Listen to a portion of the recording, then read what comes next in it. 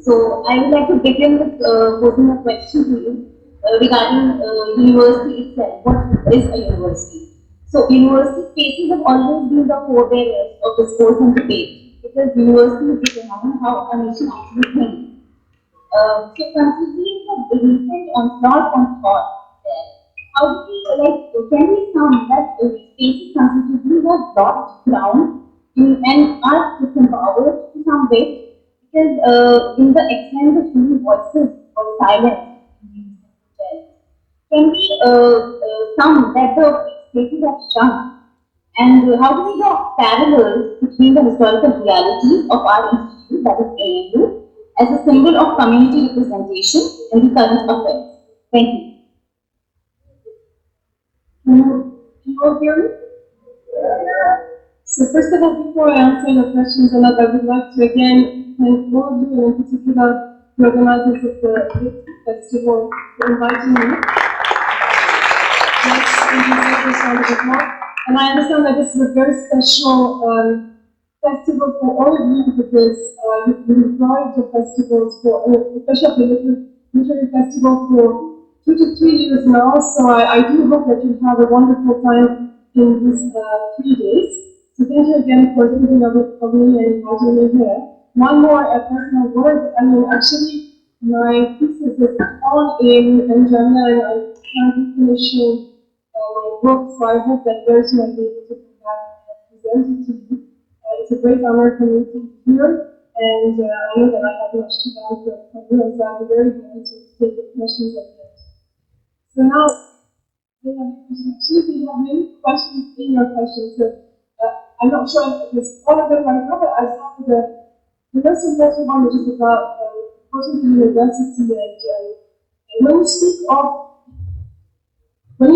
of voices being silenced or students being empowered, basically the section of the university that you have at the back of your mind is that the university is this for critical discussions, is this for critical debates, and this is the conception of the university that I, of course, completely subscribe to, and that many scholars, academics, and students subscribe to. But it's not the only conception of the university. I think that's important to understand the situation today. So many of us do understand that universities are crucial to the functioning of a healthy democracy, and that's primarily because they provide a space for us to have critical discussions, such as today. Now, as I said, it's not the only conception of the university that exists, especially among political leaders, not just in India, but also in other parts of the world. So I'd like to very briefly mention the other two competing conceptions of the university. One is that the university should focus primarily on vocational training. It should primarily focus on training students so that later they can contribute to the economic growth of the country. And this conception of the university has really gathered momentum since the 1980s, what we can call the neoliberal term, which is visible not just in India but in many other parts of the world. There's this understanding that there are subjects that matter. So these are the subjects that visibly contribute to economic growth. So people would generally cite, engineering, for example, as opposed to literature, if you want to give a caricature. So there is this idea that there are some subjects that truly matter and others that are superfluous because they don't visibly contribute to economic growth. And within that framework, there is this idea that politics have nothing to do with university education. They are a waste of time, a waste of public money. So they should stay outside the realm of the university. This neoliberal conception of the university is nowadays more and more combined with this idea that universities should contribute primarily to nation building. So nation building is not just about national economic development, it's also about, fostering national unity. And this idea of universities playing a key role in nation building was particularly strong just after independence. Sorry, I'm a historian, so I've been, trying to connect with a larger historical framework. This idea of universities being a key role in nation building was very strong after independence, where the country was just coming out of partition, and political leaders felt that it was urgent to ensure the stability and the unity of the country.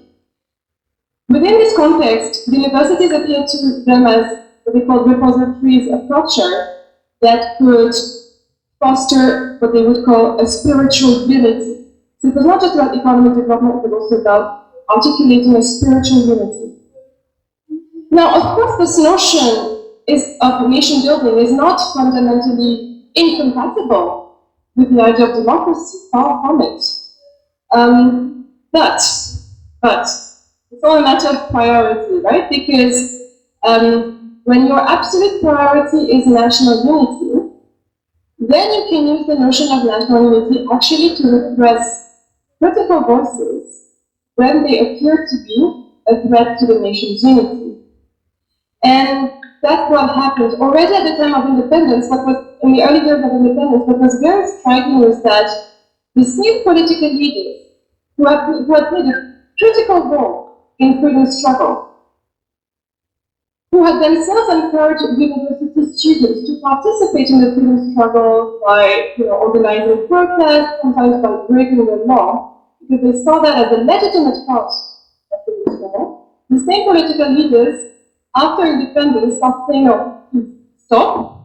This is not legitimate politics, this is agitation." And actually, if you look at the literature of the 1950s and 60s, you'll see that a lot of administrators will talk about university agitation. Now, agitation is not politics. You can see it doesn't have the same legitimacy attached to it. So there was this idea that you must contain student political activities because they are not just a waste of time and money. They are a potential threat to the social order and to the unity and stability of the nation. Now, another striking thing is that to tame, if I may say, university politics, the leaders of the nation state basically borrowed instruments of control that they had inherited from the colonial period.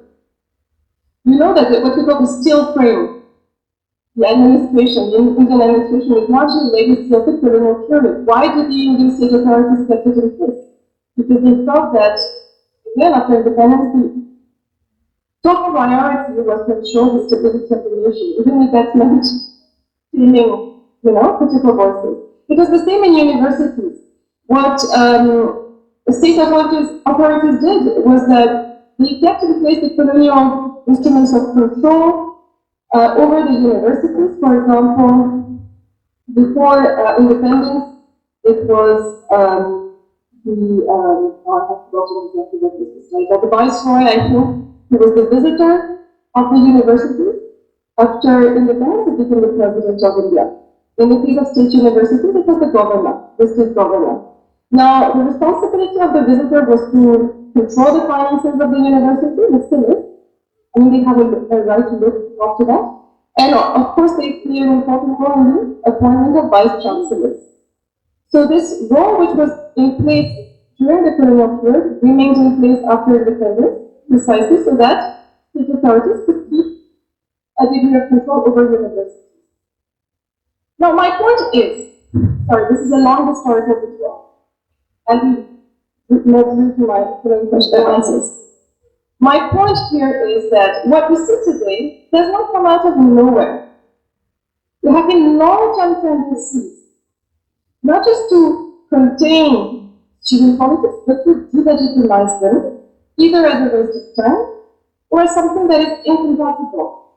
Either of pure knowledge, or it is seen as a threat to the social order, to political stability. Now, what we see today is that this trend, which is a long-term trend, is becoming more and more acute, also because the kind of nationalism that is now dominant is especially hostile to any form of critique. And so, more than before, there is a strong tendency to not just repress dissent, but to criminalize dissent, to present it as a form of sedition. Now, sedition is a crime, right? It's not just, it's a crime that can be punished by law. And And so that's why, for example, the authorities would resort actually to law, to the law against sedition, to criminalize dissent.